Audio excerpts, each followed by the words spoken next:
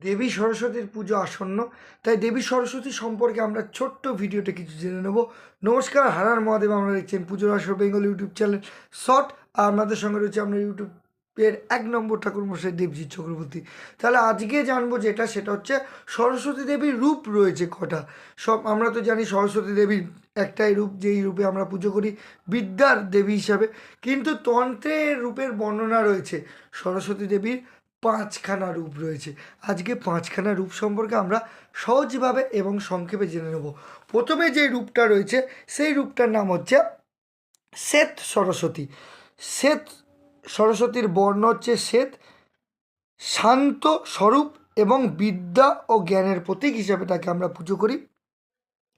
এই রূপে দেবীর বীণা, পুস্তক রয়েছে হাতে এবং অক্ষমালা এবং জপমালা ধারণ করে রয়েছেন দেবী।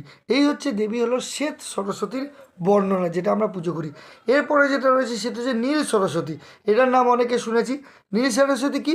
নীল বর্ণ, অর্থাৎ নীল বর্ণ হবে শত্রু নাশ করার জন্য এবং বাকসিদ্ধির জন্য পূজা করা হয়। বাকসিদ্ধি কথার অর্থ কি? বাকসিদ্ধি হচ্ছে আপনি কাউকে কিছু একটা বলবেন, সেটা ফলে যাবে, তাকেই হচ্ছে বাকসিদ্ধি বলে। তাহলে সেই বাকসিদ্ধির জন্য কিন্তু এনার পুজো করা হয়। এই রূপটি বিশেষ সাধনায় ব্যবহার করা হয়, অর্থাৎ নীল সরস্বতী সাধনার দেবী। অনেকে নীল সরস্বতী সাধনা করেন, তাই সাধনার কাজে নীল সরস্বতী ব্যবহার রয়েছে। এবার হচ্ছে রক্তা সরস্বতী, রক্ত নয় রক্তা। তাহলে রক্ত সরস্বতীর বর্ণনা কি? রক্তবর্ণ, অর্থাৎ লাল বর্ণ, রক্তবর্ণ, উগ্র স্বরূপ প্রবিশেষ, অর্থাৎ তিনি উগ্র রূপ ধারণ করে রয়েছেন। শক্তি এবং সিদ্ধির জন্য সাধনা করা হয়, শক্তি বৃদ্ধির জন্য, সিদ্ধির জন্য এনাকে সাধনা করা হয়। এই হচ্ছে রক্তা সরস্বতী। এইবার রূপটা কি? এইবারের রূপটা হচ্ছে পিতা সরস্বতী, অর্থাৎ পিত বর্ণ, হলুদ বর্ণের হবে।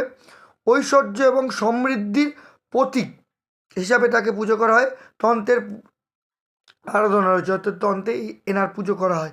এবং সর্বশেষ রূপ হচ্ছে ধূম্র সরস্বতী। ধূম্র বর্ণে, অর্থাৎ ধূসর বর্ণের, তাকে ধূম্রা বলা হয়। সেই ধূসর বর্ণের সরস্বতী এবং গুরু সাধনা দেবী দীক্ষিত তান্ত্রিকরাই এই পুজো করতে পারে, যে কেউ কিন্তু পুজো করতে পারে না। যারা ধূর সাধনায় দীক্ষিত রয়েছেন তারাই এই সরস্বতী দেবীর পুজো করা হয়। তাহলে 5টি সরস্বতী পুজো হয়। আমরা কোন সরস্বতী দেবী পুজো করি এবং নীল সরস্বতী, ধূম্র বা রক্ত সরস্বতী পুজো দেবী কীরকম হয় সে সম্পর্কে বললাম। কারণ সরস্বতী পুজো যেহেতু আসন্ন, সেহেতু আমাদের এই সমস্ত সম্পর্কে জ্ঞান রাখা অবশ্যই দরকার। সবাই ভালো থাকবেন, আবার নতুন ভিডিও দেখা হবে। নমস্কার।